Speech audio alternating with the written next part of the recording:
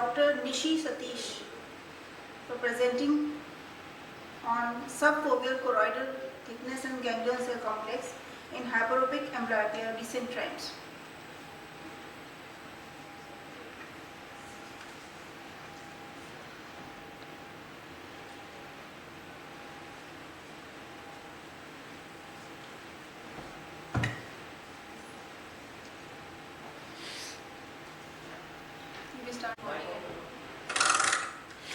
Very good morning, everyone. I'm Dr. Nishi Satish from Hospital. I'm a senior resident. It's a privilege to be presenting on this platform. I'll be presenting on subfoveal choroidal thickness and ganglion cell complex in hyperopic amblyopia patients. The recent trends. I have nothing to disclose. So, amblyopia is a common cause of unilateral blurring of vision, and it may be due to abnormal binocular interactions, which are a result of pattern visual deprivation during the critical developmental period of the eye. Now, this is due to a deficiency in the ocular parallelism, due to structural integrity deficiencies or adequate stimuli which is provided to the eye. This all leads to an abnormality in the ganglion cells, lateral geniculate nucleus and visual cortex. So, there are multiple types of amblyopia. I'll be focusing on anisometropia.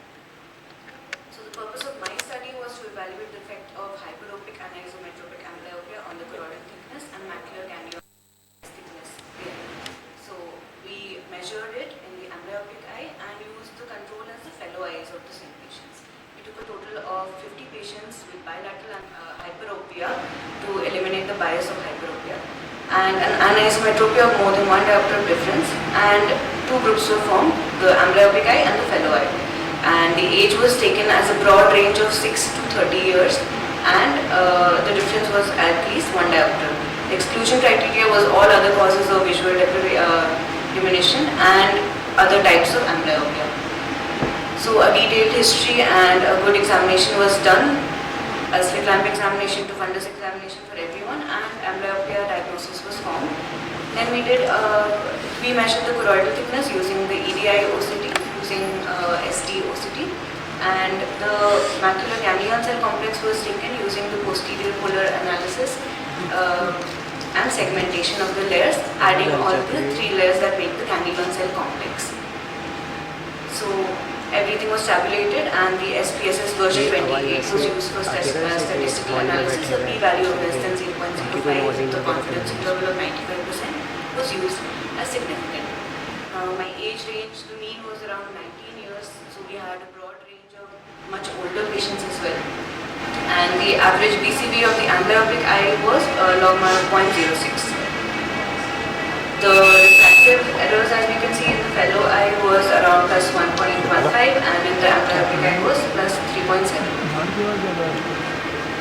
Now this is important, the axial length was not that significant compared to the refractive error that was found. So this was not only axial hypermetropia.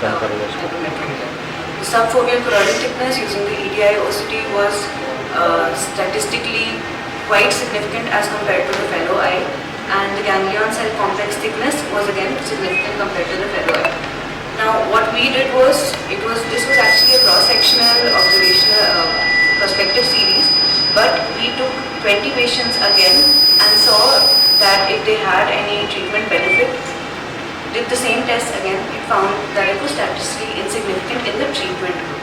So this was a post-after analysis. So in a thorough review of literature, many studies have shown that yes, there is an increase in subfoveal choroidal thickness in these amblyopic patients. However, no study has ever compared it with hyperopic individuals as such. Myopic individuals have been used, strabismic amblyopia has been used, but hyperopic amblyopia in hyperopia was not compared. So this is what I have done in my study. And some studies have also found no statistical significance between the choroidal thickness in these patients. There are very few studies that have talked about the ganglion cell complex thickness as such, and my study found it to be statistically significant. Possible explanations are, of course, that there is a lack of migration of ganglion cells from the fovea in an undeveloped or unmatured fovea, which ultimately leads to amblyopia. So there are much more explanations for this. For example, the increase in foveal avascular zone, which is in the recent trends, increase in choroidal vascularity index, which has recently come up, and many more studies are being done on this. Limitations of my study was that I have not followed up all patients, they have not come back to me, and the 20 that have been followed up are of the younger age group, which obviously will respond to amblyopia treatment as compared to older individuals. And this is a non-invasive tool that can be used for evaluation and diagnosis. These are my references. Acknowledgement is to my department. Thank you so much. Nice presentation and interesting answers. So what are the applications of this? How useful it is? Ma'am, that is the main question of why we do a study. So, a non-invasive tool that can follow amblyopia as well, follow treatment as it was seen in 20 patients that it came back to be non-significant thickness.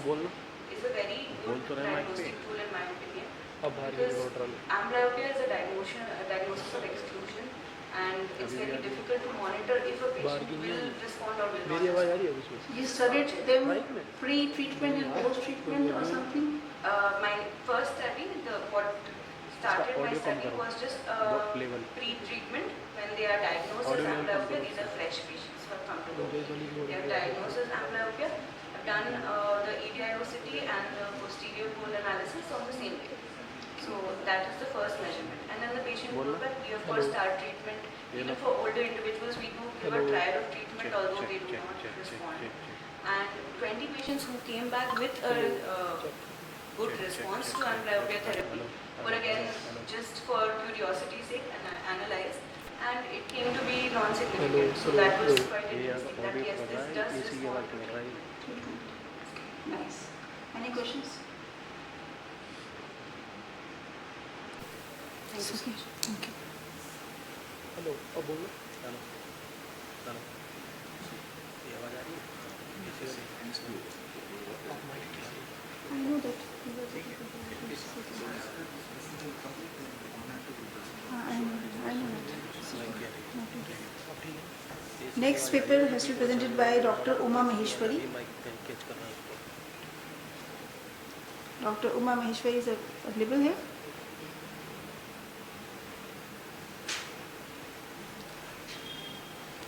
So we are going to the next presenter, Dr. Aditi Mishra.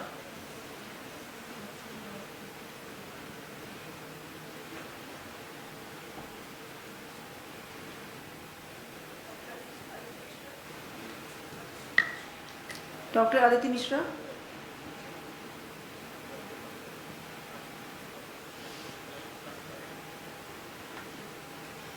She's also not there. Okay. Then Dr. Afifa Akhtar. Yes, please. Our topic is smile and wink, a case of late onset facial nerve synkinesis post Bell's palsy.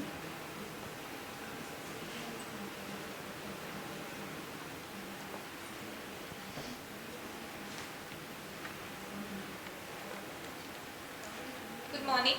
My name is Afifa Akhtar. I am a third-year resident in AIOCMT3 Institute of Ophthalmology, and my case is a case of late onset facial nerve synkinesis post Bell's palsy. This is the anatomy of the facial nerve. The purple ones show the visceral efferent fibers supplying the muscles of the face, and as we all know, the yellow fibers from superior salivatory nucleus supply the lacrimal gland, submandibular and sublingual gland, and the blue fibers carry taste sensation from anterior two-thirds of the tongue, sensory fibers. So Bell's palsy is an idiopathic acute peripheral facial nerve paralysis. Its incidence is 15 to 30 per 100,000 of the population. There is equal preponderance in males and females, and no predilection on either side of the face has been noted. It is described in patients of all ages, but with peak incidence in the 5th decade, and there is 8% risk of recurrence. The briefly pathophysiology results in inflammation of geniculate ganglion, and it causes compression of the facial nerve, which resulting in ischemia and demyelination. As its definition is idiopathic, therefore the cause of inflammation is uncertain, but recently some herpes virus have been postulated in its pathology. The Copenhagen facial nerve study studied 2,500 cases of Bell's palsy over 25 years and discovered that 100% of the patients achieved partial recovery and 71% patients achieved complete recovery. It can lead to complications and sequelae like incomplete recovery, syn kinesis secondary to aberrant facial nerve regeneration, corneal damage, contractures, loss of taste and hyperacusis with psychological effects. My case is a 17 years female. She presented to us with drooping of right upper lid for 10 months. On presentation, she said it was sudden in onset with no history of trauma or tumor when associated with history of deviation of mouth. On examination, there was deviation of mouth to the right side with asymmetrical smile. There was inability to puff the cheek, prominence of right nasolabial folds and forehead wrinkles were present. According to her, these symptoms had greatly reduced in the intensity over the past 10 months. We did the doses evaluation and the MRD1 showed a difference of 2 mm. Lid crease height was almost symmetrical with good LPS action and leg ophthalmos was absent with poor Bell's phenomena. Schirmer's was negative, eye-spec test was negative and phenylephrine test was negative. So we made a diagnosis of acquired ptosis post Bell's palsy and patient underwent LPS resection under local anesthesia. Immediately post-operatively, the lids were symmetrical with mild leg ophthalmos and patient was discharged with topical lubricants. 1 month post-operatively, she came back to us with complaints of right eyelid closure during laughing for 1 week, as it can be seen, and the closure of the decrease in palpebral aperture can be seen on laughing and smiling. So we made a diagnosis of late onset facial nerve synkinesis post Bell's palsy. Her concerns were mainly cosmetic due to facial asymmetry. There were no reported discomfort or significant vision issues. On examination, mild leg ophthalmos was still present. There was mild residual weakness in frontalis and orbicularis oris muscles. Schirmer test was normal on both the sides. There was no significant lacrimal dysfunction. Patient was counseled about the benign nature of the condition. She was prescribed lubricants, QID. She was advised to continuation of physiotherapy and patient was offered botulinum toxin therapy as a temporary measure, but she declined due to the financial constraints. And she was asked for regular follow-up to assess the progress.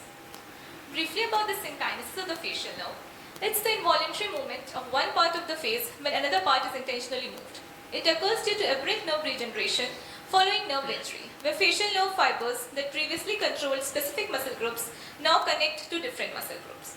As pathophysiology is due to, as described as follows, that after injury, facial nerve undergoes Wallerian degeneration followed by regeneration. During regeneration, the nerve fibers may become misdirected due to loss of specificity in their growth, as single muscle fibers can connect to multiple targets. These are the clinical manifestations like synkinesis in our patients. It can lead to crocodile tear syndrome, facial asymmetry, hypertonicity or muscle contractures. The diagnosis is mainly clinical and electrophysiological studies like EMG or electroneurography can be used to confirm the diagnosis. The management depends on physical therapy or botulinum toxin injections. Surgical interventions like selective neurectomy, myectomy or nerve grafting can be administered to restore facial symmetry and reduce synkinesis. Muscle relaxants can also be given and psychosocial support is very necessary. So the take-home message is, this is apparent facial nerve regeneration remains a significant challenge following Bell's palsy, and the underlying pathophysiology is still not completely understood. A multidisciplinary approach involving physiotherapists, neurologists, ophthalmologists, and plastic surgeons can help manage the functional and cosmetic consequences. Early diagnosis with rehabilitation therapy and botulinum toxin can help improve outcomes and patient satisfaction. Thank you.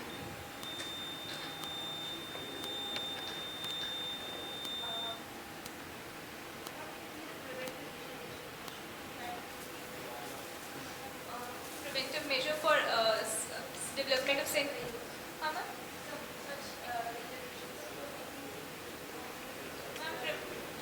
Ma'am, we can monitor the retraining studies can be started from the beginning when the Bell's palsy is discovered. So this way, and if that's the only thing we can do, we can send the patient to physiotherapy from the beginning when we discovered Bell's palsy, still later on in the course of the disease.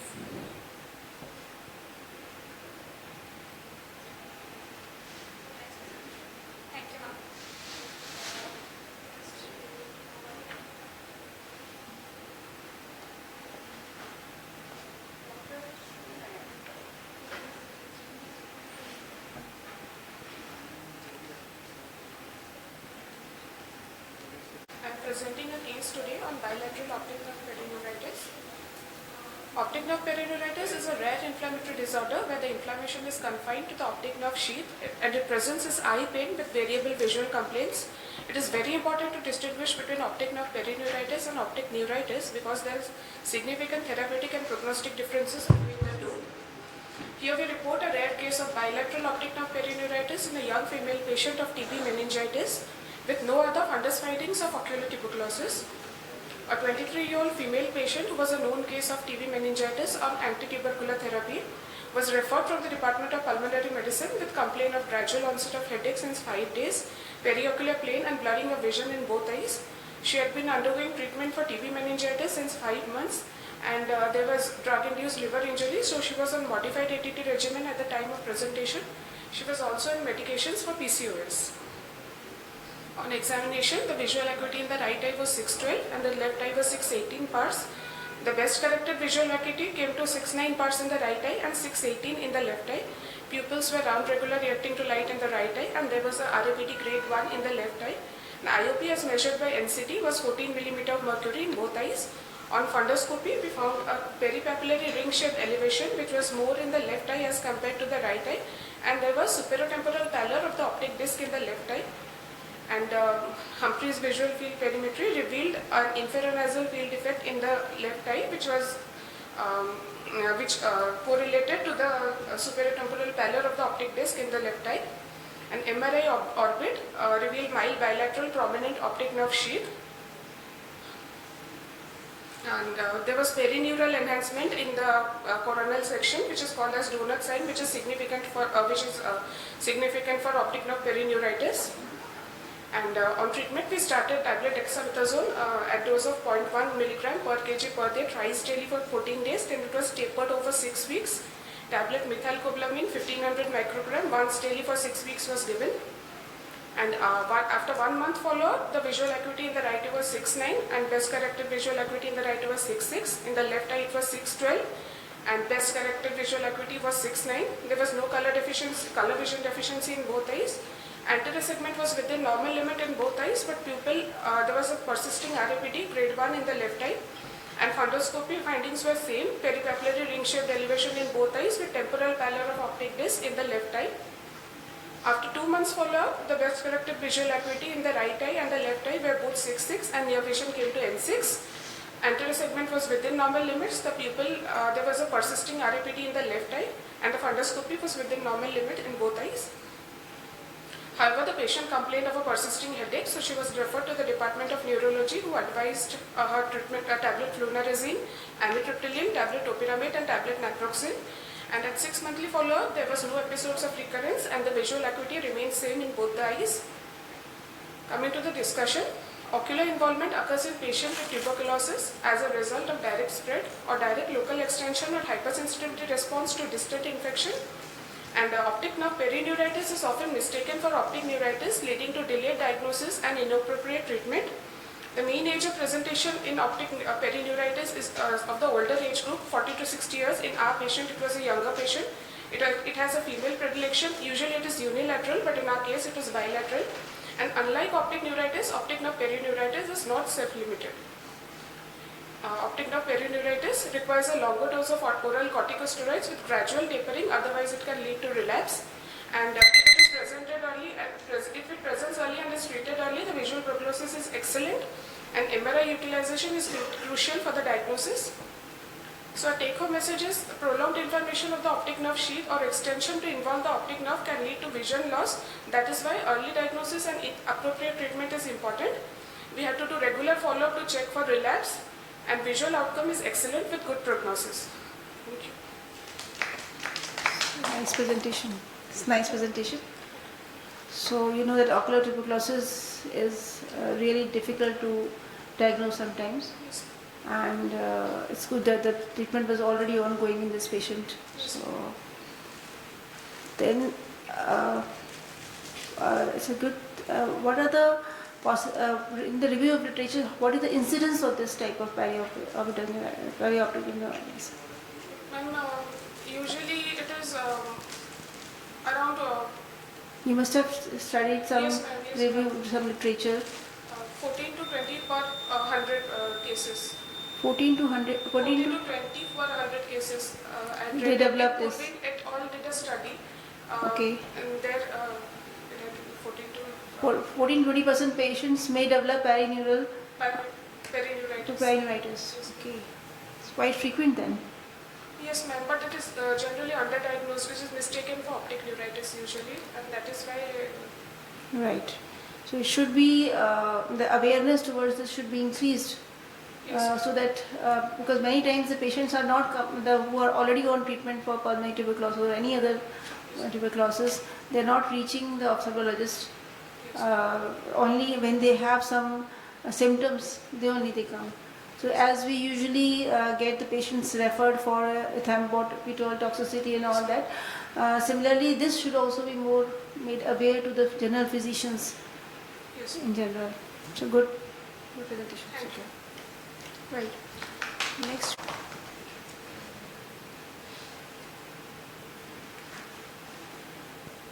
Then Dr. Rohit Kumar Mahato.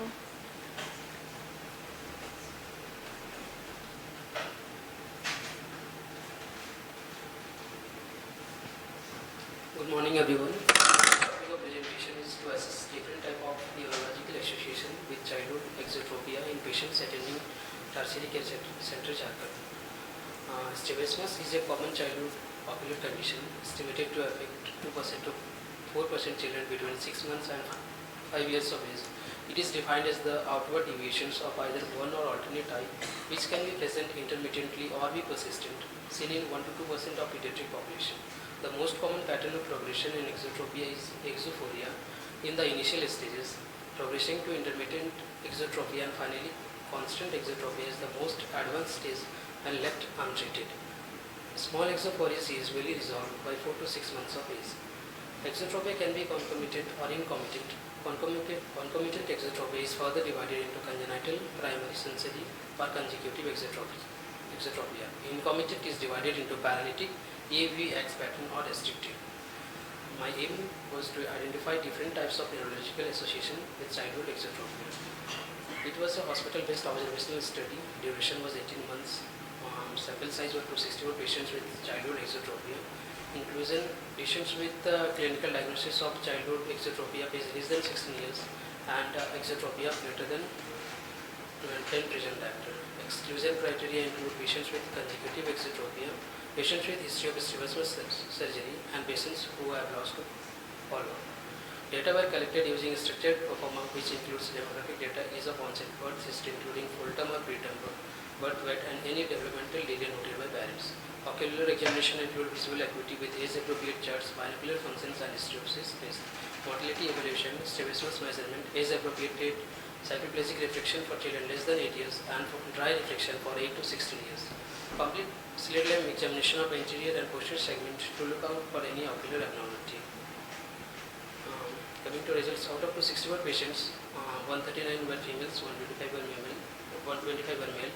Intermittent exotropia was the most common, 70.4%, followed by exotropia with neurological association at 14.01%.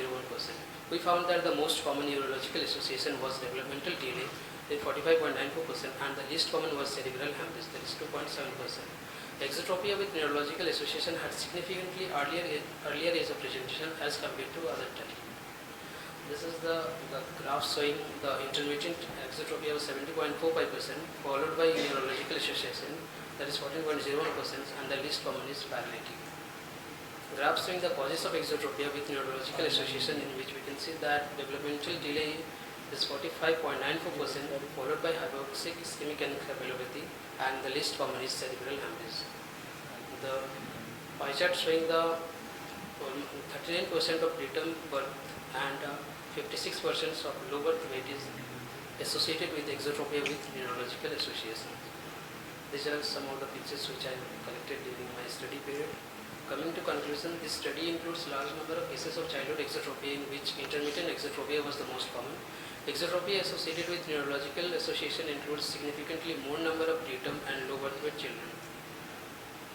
Exotropia is an outward eye deviation that can result in amblyopia in children if not addressed, leading to potential visual impairments during childhood. Our study shows a female to male ratio of 1.12:1.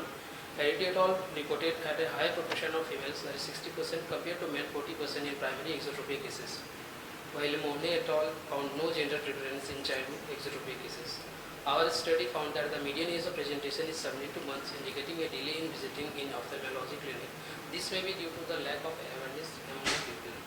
According to previous study, the prevalence of exotropia linked to central nervous system abnormality was as high as 21.3%, while other studies have reported a lower incidence.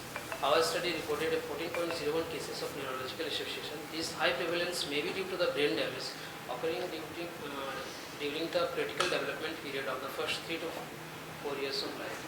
These are my references. Okay. What was the age group of your study? Less than 16 years. 6 to? Less than 16 Less than 6 years. So did you study some infantile exotropia also? Yes, ma'am. About 6 months or something? Yes, ma'am. Okay. So what is the suggestion for the prevention of this? Like Ma'am, like we must have awareness about this, as you are saying. Ma'am, since prematurity, low birth weight, these are these are The indications. Indications. So we have to make awareness among the people regarding this, so that early diagnosis and treatment is possible. Yes. But it may be related to neurological associations. So the preterm patients, low birth weight patients, or any abnormality, developmental delay is being observed, it should be known to the pediatricians, to the physicians, general ophthalmologists, that there should be an examination, so that we have a timely management, we can do it, right? And it is recommended that even if a child has no problem, no visual problem, and the parents do not find any problem, and there is a normal delivery and everything, still the first examination of a child should be at the age of 6 months. Eye examination should be done in order to rule out any other possibilities. Okay, fine. It's okay. Okay. Presenter will be Dr. Varnika Aditi Singh.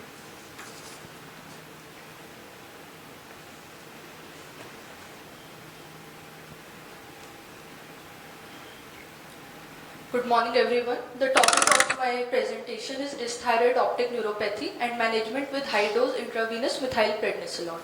A 52-year-old male presented with the complaint of forward protrusion of both eyes for the last 6 to 8 months, which was gradually progressive, associated with painful eye movements, foreign body sensation, redness and fullness of eyelids. There was also an associated complaint of decrease of vision in both eyes for the last 1 month. The patient had a significant medical history. He was a known case of Graves' disease on treatment of tablet carbimazole 20 mg twice a day and tablet propranolol 40 mg twice a day. The patient was a chronic smoker with a history of consumption of 1 BD pack per day. At presentation, the best corrected visual acuity was 6/12 in both eyes. On initial examination, there was presence of lid edema and lid retraction, both upper lid and lower lid. The extraocular movement restriction in all gazes was present. The conjunctiva shows presence of bulbar conjunctival injection with chemosis. On interior segment examination of cornea with fluorescein staining, there was presence of diffuse SPKs. On measurement of the intraocular pressure in primary gaze, it was 30 and 28 millimeters of mercury respectively in right and left eye. Based upon this clinical presentation, exophthalmometry was performed using the Hertel's exophthalmometer and the readings came out to be 30 and 31 millimeters. On examination of the posterior segment, there was presence of grade 2 disc edema in right eye and grade 3 disc edema in left eye. The color vision and contrast sensitivity was also deranged in both eyes. On NCCT orbit, there was presence of enlargement of all the extraocular muscles with crowding at the orbital apex. A diagnosis of both eye dysthyroid optic neuropathy was made. Graves or bytopathy or thyroid eye disease has two components, the activity of the disease and the severity of the disease. The activity corresponds to the degree of inflammation and the severity is the functional deficit. Based upon the UGOGO guidelines, that is the European Group on Graves or Bytopathy guidelines, The activity is measured using the clinical activity score, where a score of more than 3 out of 7 on the first visit indicates an active disease, and classification of severity is done as mild, moderate to severe, and sight-threatening or very severe Graves or vitopathy. Our patient had a clinical activity of score of 6 indicating an active disease, and the severity was sight-threatening indicating an imminent threat to vision. The options available for treatment are oral steroids given as 1 mg per kg, tapered slowly over next 4 to 6 months. But they are not the first line of treatment in sight-threatening disease because they induce remission in a smaller number of patients with small duration of the period of remission. IV steroids as IVMP, intravenous methylprednisolone, is the first line of treatment. Immunomodulator therapy includes cyclosporin, mycophenolate mofetil, and azathioprine, which is always given in combination with the oral steroids. Radiotherapy is usually not done as the first line of treatment because of the potential side effects, and is usually administered when all the other when we have exhausted all the available and relatively safer treatment options. Intraorbital steroids are given when a course of intravenous methylprednisolone has already been completed, or the patient has any contraindication or is not tolerating the systemic corticosteroids. Orbital decompression is indicated in sight-threatening orbitopathy when the patient does not respond to at least 2 weeks of medical management. Based upon these guidelines, we started a patient on intravenous methylprednisolone 1 gram for 3 consecutive days, and the patient was also counseled for smoking cessation. Post 3 days of intravenous methylprednisolone, the best corrected visual acuity improved to 6/9 in right eye and 6/6 in left eye, with the color vision and contrast sensitivity returning to baseline. There was marked symptomatic relief to the patient, and the signs also were reduced with the reduction in the lid edema, reduction in the conjunctival chemosis, and the injection. The extraocular movement range had also increased. There was reduction in the disc edema as well, with the right eye having grade 1 disc edema and left eye having grade 2 disc edema. Since the patient was responding to our intravenous methylprednisolone therapy, the patient was further planned for weekly pulse dose therapy. During treatment, the best corrected visual acuity improved to 6/6 in both the eyes, with the color vision and contrast sensitivity returning to baseline. The disc edema also resolved with presence of well-defined disc margins in both the eyes. After the second pulse dose of intravenous methylprednisolone, the patient was also started on immunomodulator therapy, as combined therapy increases the incidence of remission and also shows that there is longer period of remission in these patients, and patient further received 3 more weekly doses of intravenous methylprednisolone. The maximum amount of intravenous methylprednisolone is 8 grams. So the patient received 3 doses on consecutive days, and then weekly 5 more IVMPs were given. So it is very important to diagnose dysthyroid optic neuropathy, as it is a very sight-threatening disease, and proper systemic corticosteroids are the first line treatment and should be administered. Thank you. Good. Nice presentation. Okay, what are the precautions you want to take in giving azathioprine? We have to monitor the complete blood count of the patient. First we have to monitor it weekly and then monthly. There can be thrombocytopenia. Then we have to monitor the liver function test also. He is already, I think, alcoholic also. A smoker. Smoker. He was smoking. Okay. Right. Yes, sir. So we started the patient on acetazolamide because on presentation his intraocular pressure were high. The patient was responding well on acetazolamide. We will continue on intravenous methylprednisolone. After 6 months, if the patient continues to be ocular hypertensive, then we might consider decompression therapy. No, sir. So oral steroids are not indicated in dysthyroid optic neuropathy. We have to go for intravenous.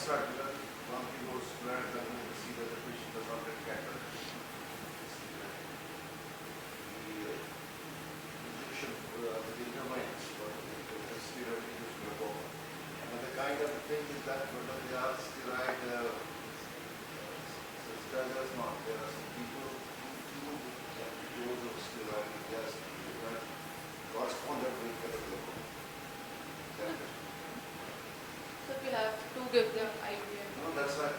That's what we do. Please, that we can find always monitor the IOP. You must monitor the IOP, because if the person is responder, then they will be further damaging the optic nerve. So we have to monitor it. Right. It's okay. Thank you. You may call Dr. Ria. Dr. Ria.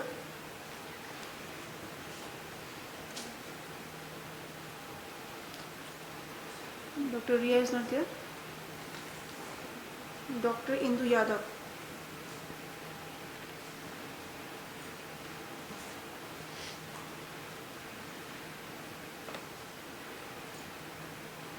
Dr. Indu Yadav is not there.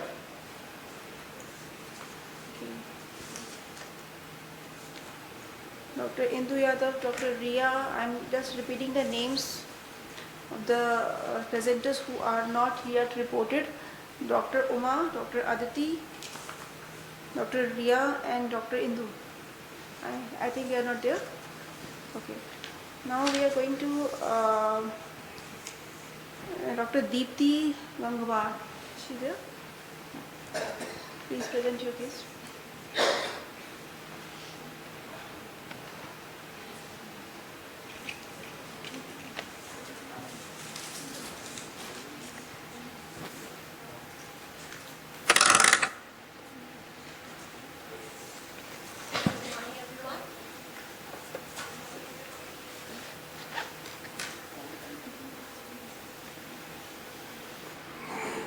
Good morning, everyone. I am presenting on ischemic optic neuropathy, also known as giant cell arteritis.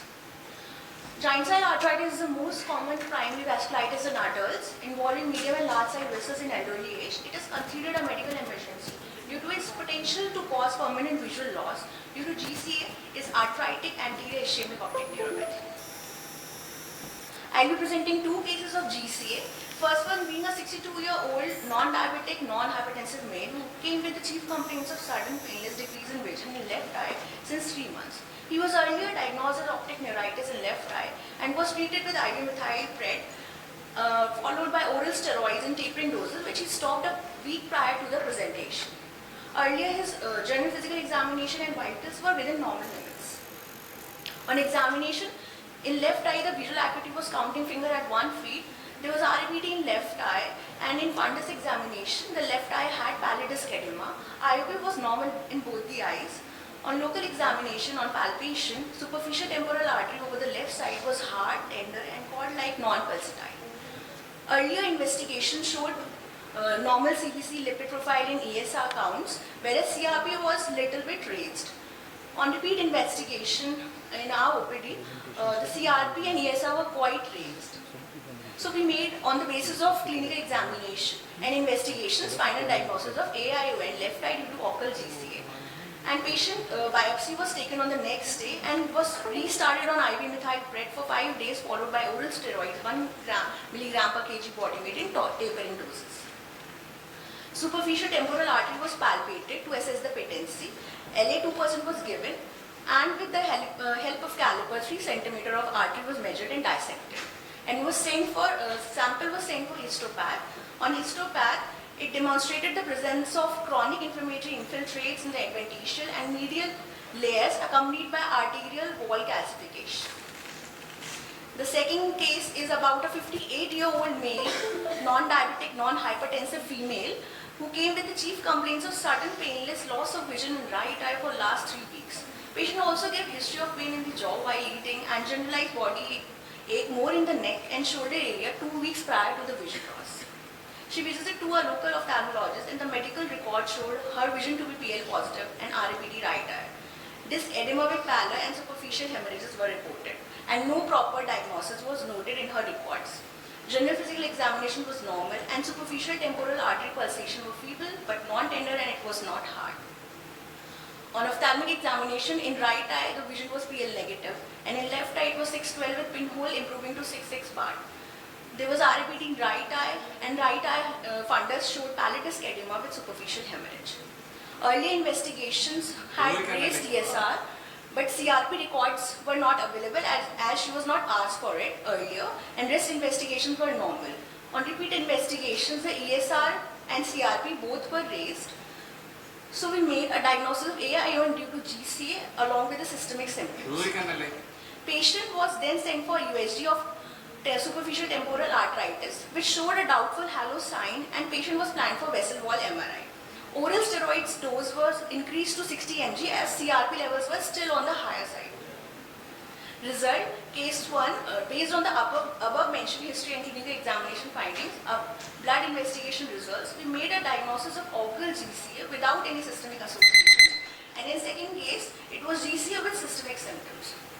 In conclusion, GCA is supposed to be rare in Indian scenario and often underdiagnosed. Early diagnosis and management is required to prevent the irreversible visual loss, and in these cases, in the fellow eye. It is most common primary vasculitis in adults, most commonly seen in women, and it is most feared sequelae of GCA is permanent visual loss secondary to AION. It is considered to be an ophthalmic emergency since the AION can progress rapidly and can involve the fellow eye within a matter of days. When GCA is suspected, treatment with corticosteroids is indicated on urgent basis. This is the recent classification given by American College of Rheumatology for GCA, where a score of more than or equal to 6 is needed to classify giant cell arteritis. Thank you. Nice presentation. What are the other causes of anti-ischemic optic neuropathy? Very simple question. Ma'am, SLE, then ma'am, herpes zoster,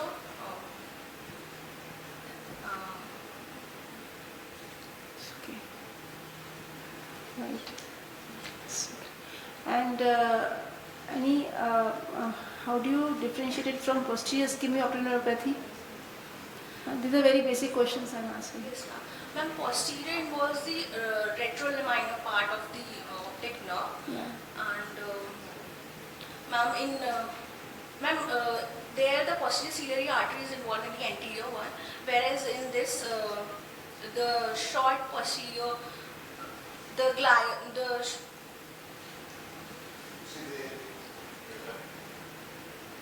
you have to know understand the blood supply of the optic nerve, Okay. and the credit of this goes to source and carry. Yes. According to him, he did a lot of work on circulation and function. You see, the optic nerve is supplied by the process of the arteries around the arises from the first division of the arteries.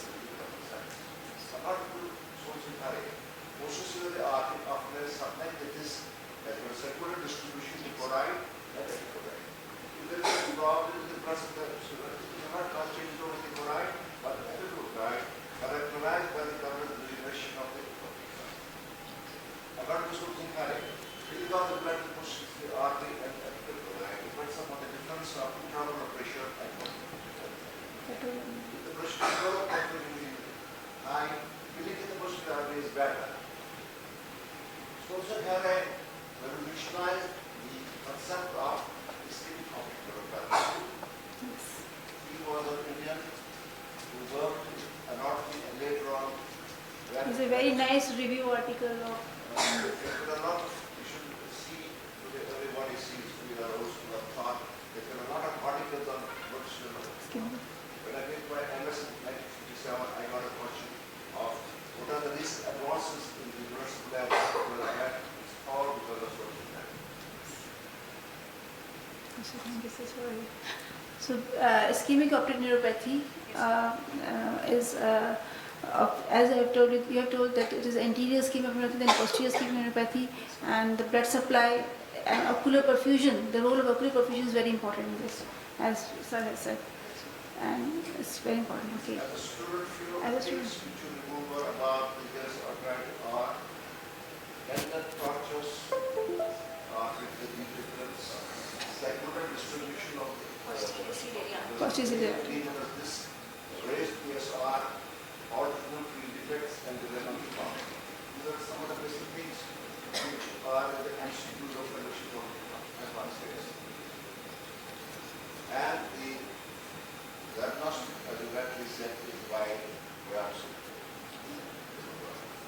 Capillary artery, you have maxillary artery, the terminal branch is the terminal artery. You are asked the question in the part 1, what are the branches of axillary artery? They tell you why the spirit forward, what is the internal spatial work, significant posterior arterial. I did it at an age that was not weak in the body. So, I'm supposed. But that's the students in the book. Problem with our MSW is, unfortunately, it's not recognized the weakness outside.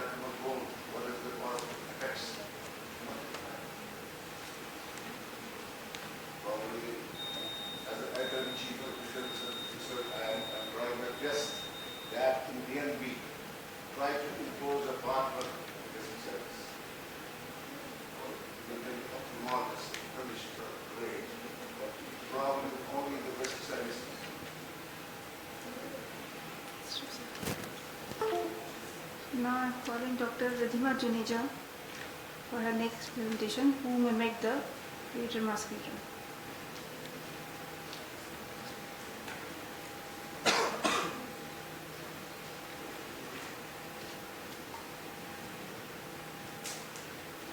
Good morning, everyone. Today my presentation is going to be about everyone guessing the great masquerader. I have no financial support or conflicts of interest. My case was of a 29-year-old gentleman, an IT professional living in a densely populated locality in North India, presented with complaints of ongoing fever for 7 to 10 days, which was undocumented. It was sudden in onset, painless diminution of vision in the right eye for 3 days, with a central black spot in front of his right eye for 3 days. His history of presenting illness was when the patient was apparently well a few weeks back when he complained of low-grade fever, which was insidious in onset, undocumented, and reduced on treatment with paracetamol. It was not associated with an evening rise of temperature or chills and rigor. He developed the diminution of vision 3 days ago, which was associated with a central black spot in front of his right eye. It was single, stationary, and non-progressive. It was not associated with any history of trauma, distorted images, history of tinnitus or hearing loss, any previous ocular surgery, eye pain, flashes of light, headache, exposure to pet stray animals, or any history of systemic illness or previous surgeries in the past. There was no significant family history. In his past history, the patient presented with hypopigmented patches on his right eye lower lid, along with 2 patches on the right side of the face. He was diagnosed to have segmental vitiligo and started taking treatment from a local practitioner. His previous documents suggested he was on long-term topical steroid cream for the same lesion. Lesions were static, non-expansile and non-pruritic, with no history of reduced sensation over the patch. This was the clinical presentation. These were the patches of vitiligo. His personal history was non-significant and there was no significant family history either. Coming to the general examination on presentation, the patient was febrile with a temperature of 100 Fahrenheit with normal GCS having an E4, V5, M6 scoring. The CVS, abdominal and respiratory examination was within normal limits and there were no palpable lymph nodes. So my ocular examination included taking his visual acuity unaided, which was 20 by 400 in the right eye, whereas in the left eye it was 6 by 6 or 20 by 20. Near vision in the right eye was M36. Color vision on Ishihara was defective. The contrast sensitivity had log 0.2, which was significantly reduced, and eyelid adnexa had poliosis. On pupil, we saw relative afferent pupillary defect of grade 2 on the neutral density filter, and anterior chamber had plus 0.5 cells.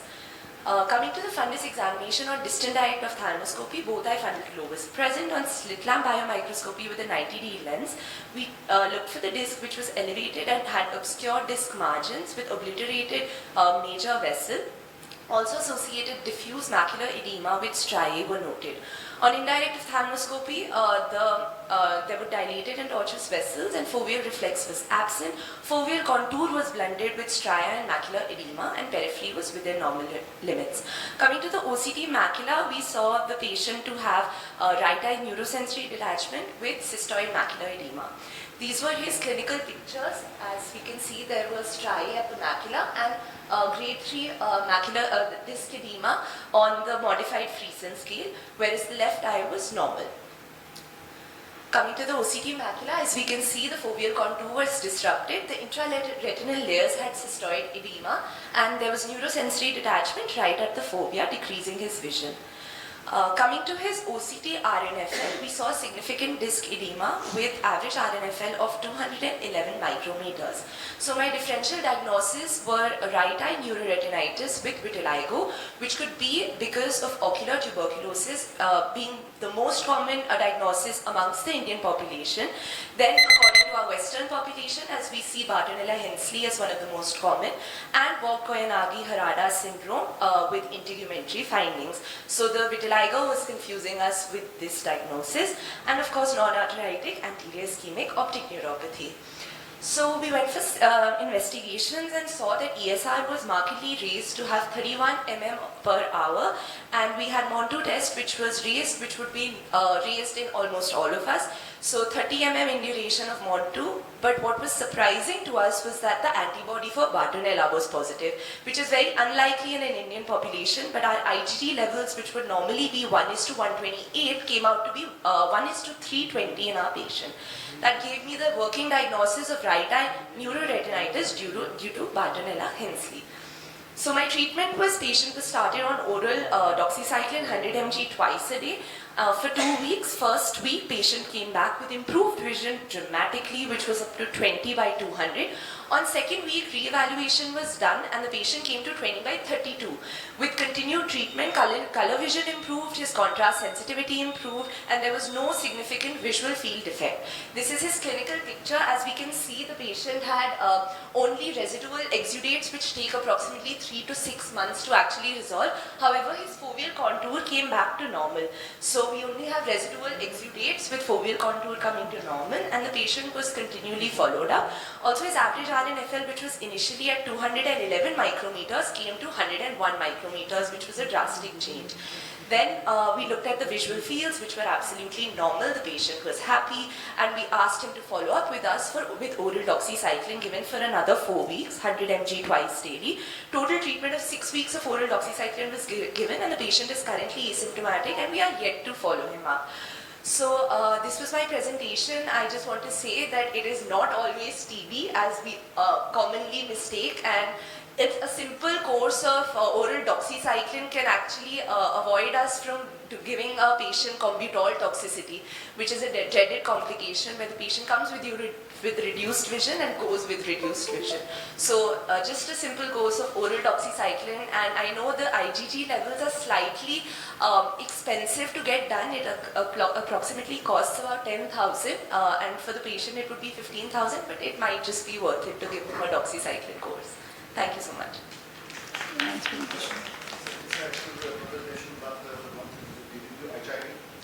Yes, sir. His viral markers were negative. Was patient taking chloroquine? No. So 2 weeks away. Yes, sir. Patient with chloroquine, indicated chloroquine. Toxicity. Maculopathy. That's right. And when you have a scenario of tuberculosis and there is ESR and the Indian population, HIV is very important. Correct. Yes.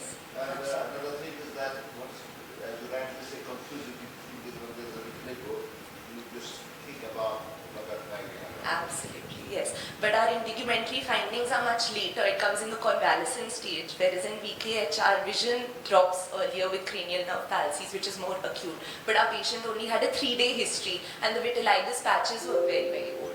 As a student, can I ask you what are the other causes of this overcrowding causes of bilateral granulomatous? Uveitis, yes. Causes?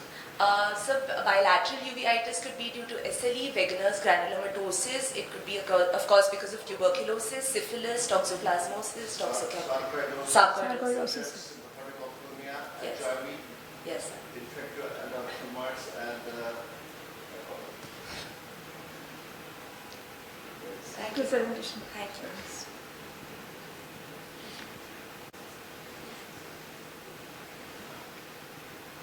Session is complete now.